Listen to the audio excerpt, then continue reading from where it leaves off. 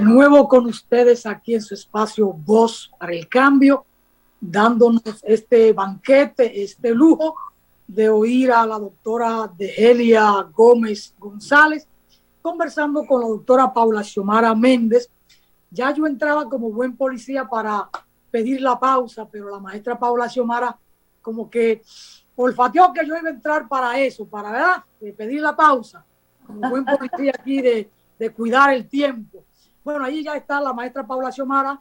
Espero que haya enviado el enlace a la doctora Degelia Gómez para continuar esta conversación de ciencia, pero no de esa ciencia aérea que la gente no entiende, sino esa ciencia aplicada a la cotidianidad nuestra, como ella hablaba del tema del coronavirus o de la COVID-19 e incluso cómo lo explicaba.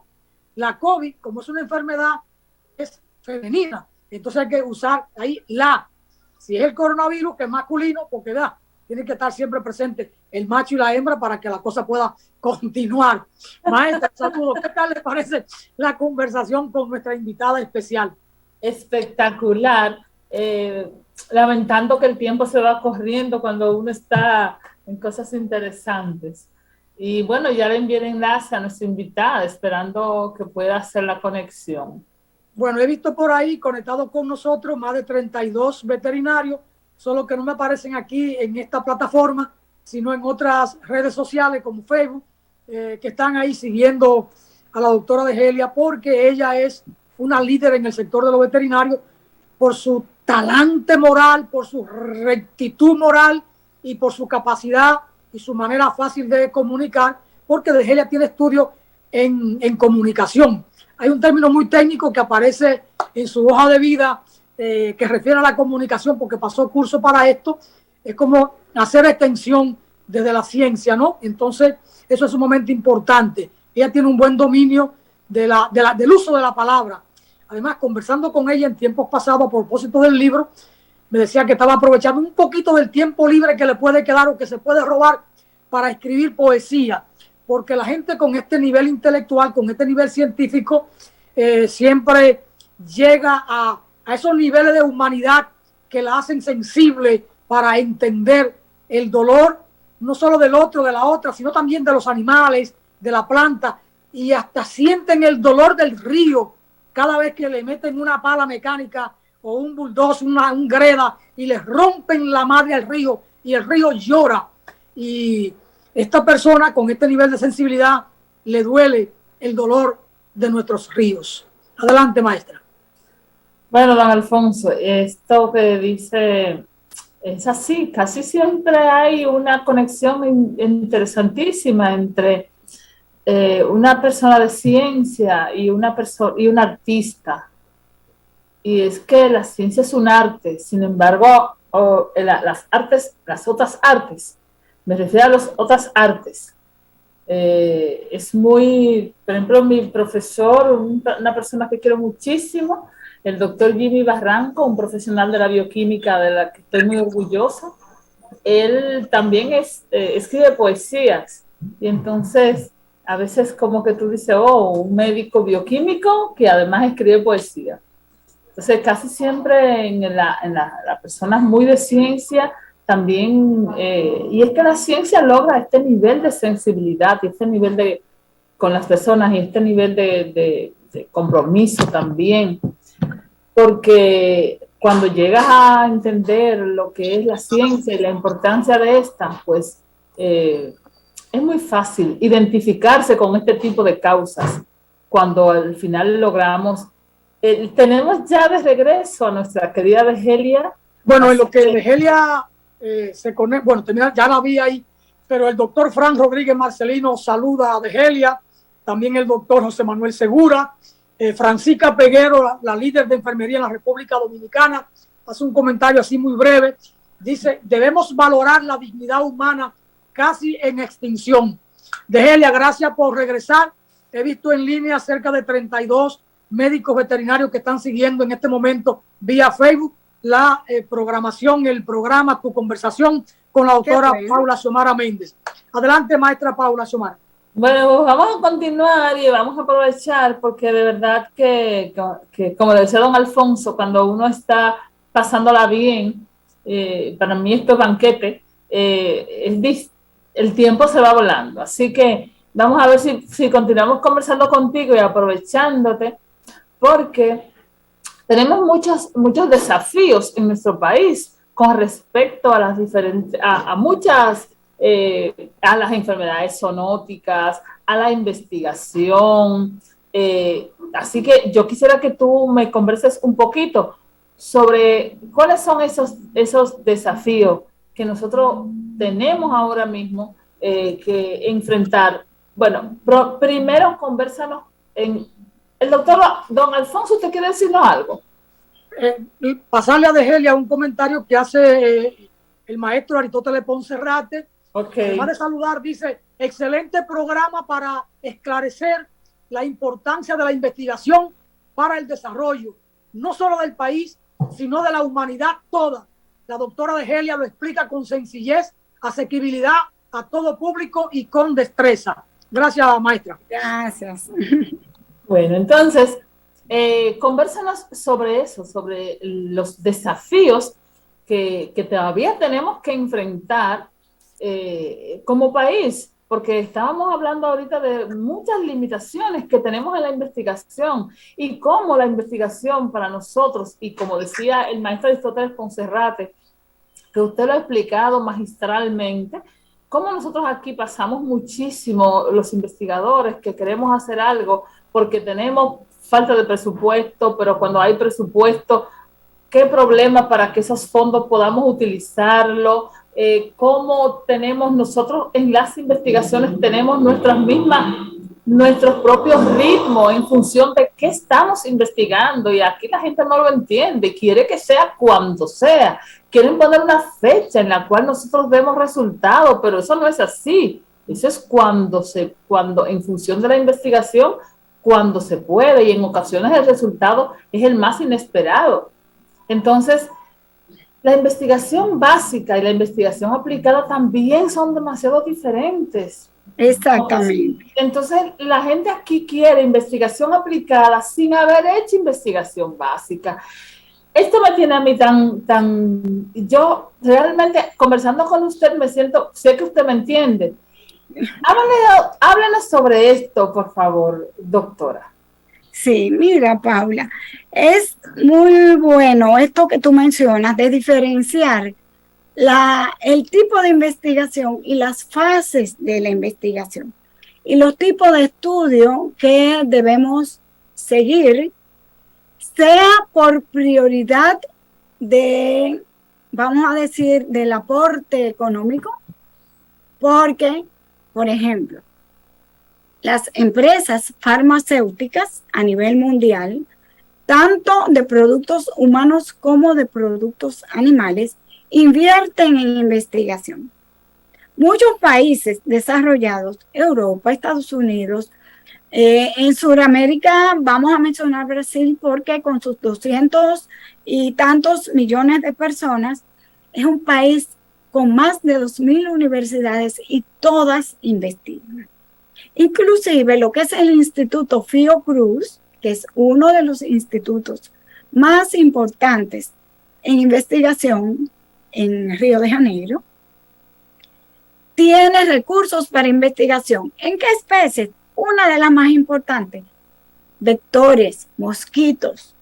¿Por qué? Porque comenzaron con los temas de fiebre amarilla en los años 1900 tantos, cuando el doctor Finlay, investigador cubano, propuso que el origen de la fiebre amarilla estaba en poblaciones selváticas y se transmitía a partir de un vector que podía ser un mosquito. En este caso, el Aedes longispalpis, y me emociona un poco hablar de esto porque cuando fue uno de mis primeros temas a presentar en los seminarios doctorales. Y allí me divertí tanto aprendiendo, me envolví en toda esa historia que achacaban la infección a leptospira. fiebre amarilla era asociada a leptospirosis, hasta reconocerse que el mosquito era el agente causal. Entonces, la investigación tiene también la fase prospectiva y retrospectiva. Tenemos en nuestras poblaciones que identificar cuál es la necesidad de investigar en nuestro país debido a que nuestras poblaciones tienen un tipo de cultura, costumbre, en la cual hay más susceptibilidad de un individuo a infectarse a través del agua, como fue el caso en 2010 del cólera en humanos, que esa epidemia estaba prácticamente extinta, vino a través de un brote que ocurrió en Haití, y en Haití a través de un equipo de militares que procedía de otros países, en el cual el virus estaba, y esa persona, miembro de un grupo militar, la expuso a través de la materia fecal. Entonces, así llegó al agua, del agua a los humanos, brotes, y de un país a otro una infección que prácticamente no tenía reportes en nuestras poblaciones. Entonces, ese tipo de investigaciones tienen que promover hacia qué debemos nosotros como país investigar. Un tema importantísimo del cual yo fui parte inicial de investigación fue rabia en murciélagos frugívoros e insectívoros en República Dominicana, y fue mi tesis de grado. El primer estudio, y recuerdo, mi profesora de microbiología, la doctora Norma Fabián, mi aprecio y mi agradecimiento porque me introdujo en este tema. Cuando ella nos acercamos a pedir su apoyo como orientadora para la tesis, nos dijo, bueno, yo tengo un tema, pero es un tema un poco complejo y yo creo que ustedes no van a querer adentrarse. Cuando yo le pregunto, doctora, ¿y cuál es el tema? Es rabia, pero en murciélagos. Y ya ustedes saben, eso implica visitar muchas cuevas, un tiempo largo de investigación y poco o ningún recurso de parte de la universidad, por tanto ustedes lo van a tener que costear. En efecto, la investigación tardó más de un año, cerca de año y medio, porque tuvimos que visitar muchas cavernas del país, capturar murciélagos, tomar un entrenamiento en el Centro Antirrábico Nacional para nosotros mismos procesar la técnica diagnóstica de identificación de rabia, someternos a vacunaciones, a un protocolo de vacunación, y todo eso fue arduo, largo, tedioso, pero fue un excelente resultado. Cuando ella nos dijo eso, yo inmediatamente le dije, sí, doctora, yo quiero. ¿Qué me motivó a mí? Lo que ustedes no saben es que en mi interior yo tenía la inquietud de la rabia, y la tengo y la mantengo, porque mi abuelo fue víctima de esa enfermedad por causa de la mordedura de su propio perro de cacería. Mi abuelo iba de cacería en los años 60 y su perro se contagió en el monte y lo rasguñó. Estaba agresivo, él fue a corregirlo, el perro lo rasguñó y mi abuelo padeció por causa de esa enfermedad. Entonces eso se quedó desde que yo crecí, fui viendo y escuchando en mi familia la historia de mi abuelo, y al estudiar veterinaria me preocupé por investigar. La doctora Norma Fabián, que se formó en el Instituto Pasteur en Francia, ha seguido todas esas investigaciones y pudo determinar que sí, que en efecto los murciélagos no hematófagos, como porque aquí en nuestro país no tiene murciélagos vampiros, que son los hematófagos. Pero sí pudo demostrar que en las especies de murciélago que tenemos en el país, Torralida brasilensis, Activius jamaicensis y una serie de especies frugívoras o insectívoras también transmiten la rabia. Pero ¿cómo la transmiten? No es por mordedura de ataque, es porque ellos sufren la rabia paralítica, caen al piso, pierden la capacidad de volar, y entonces los niños normalmente los capturan o se entran a una casa y no pueden salir, y las amas de casa o el padre va a espantarlo, y el murciélago entonces cuando ven que está tranquilo, bueno, pues déjame agarrarlo, y ahí agrede. Ok. Sí. Entonces, volviendo a la investigación, por ejemplo, la doctora Norma Fabián, cuando siguió esas investigaciones, fue ruinmente atacada por colegas de su entorno, porque ella estaba investigando un tema importante y tenía unos recursos asignados por alguna entidad. Y las personas siempre quieren saber qué es lo que te investiga y por qué investiga y qué es lo que está haciendo, y yo no estoy de acuerdo. Y yo misma he hecho investigaciones aquí y he visto puertas cerradas y he visto colegas que no tienen el grado de investigador criticando lo que estamos haciendo y cerrándonos oportunidades para investigar. Es así, que ese es nuestro medio, y cosas que son un poco incomprensibles porque uno no comprende. Es la falta de cultura, tenemos que promover, tenemos que unificarnos en diferentes ambientes. Me gustó esa opinión de la representante de la Asociación de Enfermeras, que la he visto muy dinámica siempre en sus conversaciones a través de la prensa, porque somos un área de ciencia que todos debemos trabajar de la mano.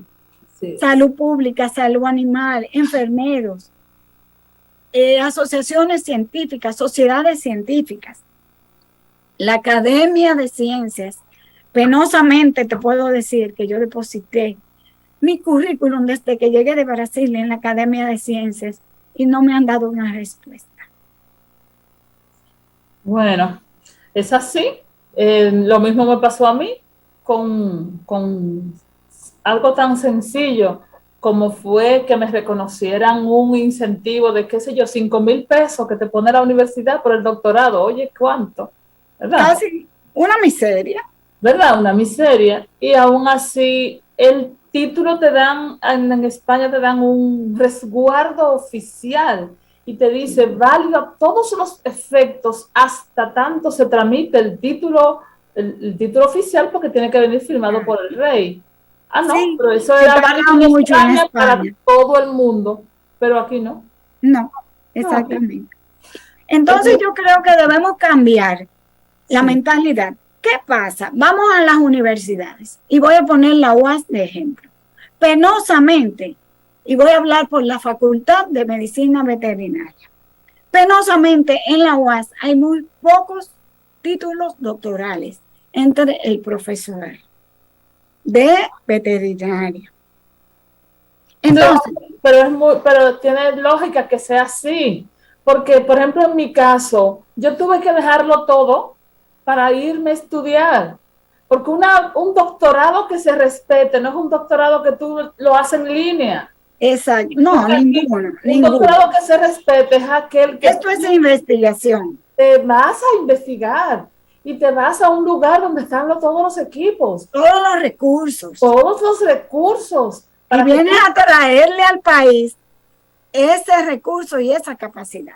Claro, pero cuando tú regresas, tú no sientes ese respaldo que el país entendió que tiene un recurso, que tiene una persona formada y que tiene que aprovechar. Debe valorar. Tú sientes al contrario, que muchísimo recelo y tú dices, caramba, pero ahora estoy peor. Estoy peor porque estoy siendo observada, cuestionada y de mí se cuidan. Sí. De mí se cuidan que me viene a quitar el puesto. es muy difícil, tú me entiendes perfectamente. Degelia, convérsanos un poquito sobre cuáles son cuál es lo que tú recomiendas, cuáles son los retos, cómo es que deberíamos, las líneas de investigación, cuáles son las desventajas o sea, las limitaciones que tú les ves, porque fíjate, yo aquí veo que nosotros tenemos unas famosas líneas de investigación que no tienen nada que ver con lo que yo entiendo como una línea de investigación. Entonces, eso no nos da la oportunidad. Si no entendemos ese concepto, yo creo que no vamos a poder pasar de investigaciones básicas que nos den los conocimientos que necesitamos para llegar por fin a tener investigaciones aplicadas y tener tecnologías realmente e investigaciones que den a invenciones que sean enteramente nuestras. Sí, mira, eso es importante. Las líneas de investigación en todos los países del mundo están enfocadas a sus necesidades. Es tan simple como eso. ¿Qué es lo que nos ha faltado? Identificar las necesidades de República Dominicana como país en este momento en el cual tenemos una visión mundial a través del turismo al cual le debemos ofertar garantías sanitarias, sociales y políticas. Entonces, debemos enfocarnos en dos vertientes.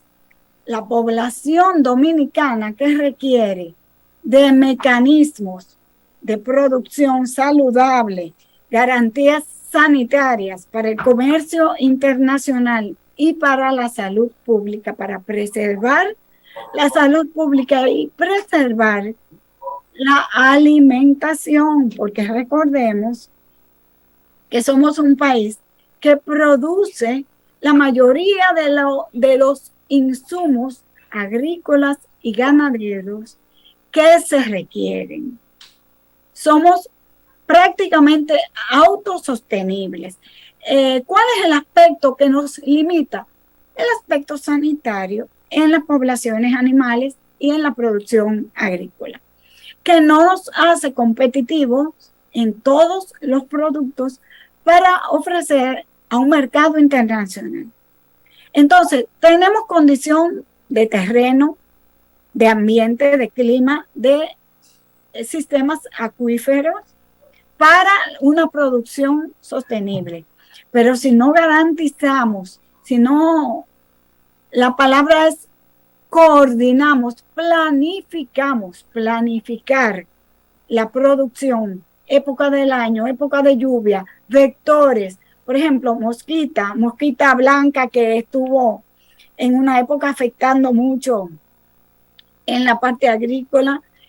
Hay enfermedades animales, por ejemplo, cuando hay lluvias torrenciales, sabemos que la leptospirosis se disemina a través del agua porque las ratas son sus principales reservorios y son animales sinantrópicos, y siempre menciono ese término, que son los que viven y se alimentan del ambiente del hombre. Están cerca del hombre y dependen de él. Esta carga de basura, de residuos, de desechos, daño ambiental, muchas moscas, muchas miasis, pérdidas en los animales por miasis producida por larva de mosca Cochleoma omnivorax. ¿Cómo va a ser que en un país donde hay habemos más de 1.200 veterinarios y sabemos que los médicos son innumerables, que a una persona, a un niño se le detecte una miasis? Eso es un descuido de una herida, una falta de desinfección. Una miasis es una gusanera, cuando a un animal o a una persona le caen gusanos, y los gusanos son atraídos por la sangre de las heridas. Y ahí la mosca va y deposita sus huevos, y del huevo nacen 3 estadios de larva. Nace el primer estadio y luego va eclosionando, y eso se come el tejido vivo, se alimenta del tejido vivo.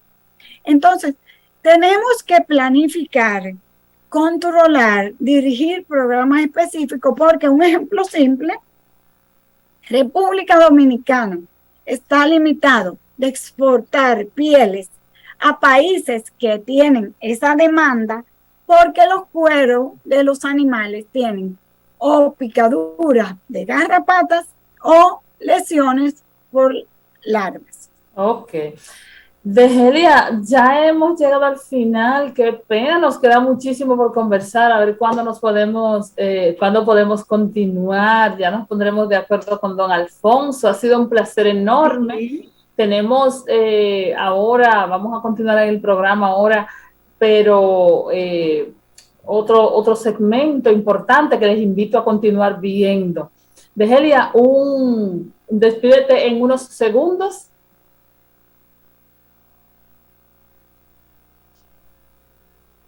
Hola, Degelia. Esto se ha quedado un poco frustrado, parece. A ti, Paula, y al público. Ya. Ok. Ahora sí. Bueno, agradeciendo a Alfonso la invitación, a ti, Paula, por tu buena conducción y por conocer tan claramente este tema y presentarlo. Y al público televidente, estamos en disposición de cualquier apoyo o tema que les interese, que se lo pidan a Alfonso. Gracias, Degelia, por estar con nosotros. Gracias por la colaboración con el libro Mujeres Veterinarias. Pude sistematizar muchas informaciones, mucho conocimiento. Me emocioné mucho cuando mencionaba a la doctora Norma Fabián. Bueno, y escribí en el chat que Norma Fabián, una de las grandes maestras veterinarias de la República Dominicana, la que mejor ha estudiado todo el tema de los murciélagos y la importancia de la murcielaguina, que es el principal abono orgánico. Y ella siempre llamó a cuidar a los murciélagos, no a destruirlos, por los aportes que hace el murciélago en el entorno, no en el ambiente, la labor que hace. Pero aquí le tenemos miedo, le tenemos asco y queremos acabar con los murciélagos. Entonces es interesante conversar de estas cosas para ir creando una cultura diferente, una cultura de respeto. Si esto hace falta entre los técnicos y los profesionales, ¿qué no será en el pueblo llano? Por eso este programa siempre apuesta a hacer una modesta contribución en esa dirección de educar, de hacer un aporte, una gotita en un océano necesario de la educación, pero una gotita es una gotita, y si unimos muchas gotitas, pues tendremos lluvia de conocimiento, lluvia de cultura y una mejor humanidad, que en definitiva eso es lo que hace falta, que el ser humano humanice su vida, porque en los últimos 50, 70 años nos hemos ido deshumanizando, y en la medida en que nos deshumanizamos, vamos perdiendo el planeta, porque al deshumanizarnos, le perdemos el respeto a la naturaleza, y esa es nuestra casa común. Esa es nuestra casa común, y hay que cuidarla. Cuidando la naturaleza, nos cuidamos nosotros mismos y cuidamos la casa de los que vienen detrás de nosotros. Los que tuvieron antes nos legaron un planeta todavía habitable, pero en estos últimos 50, 70 años el deterioro ambiental es muy fuerte, y entonces vamos en una curva, en una pendiente muy rebalosa, muy peligrosa. Bueno, a las dos, muchas gracias por estar ahí.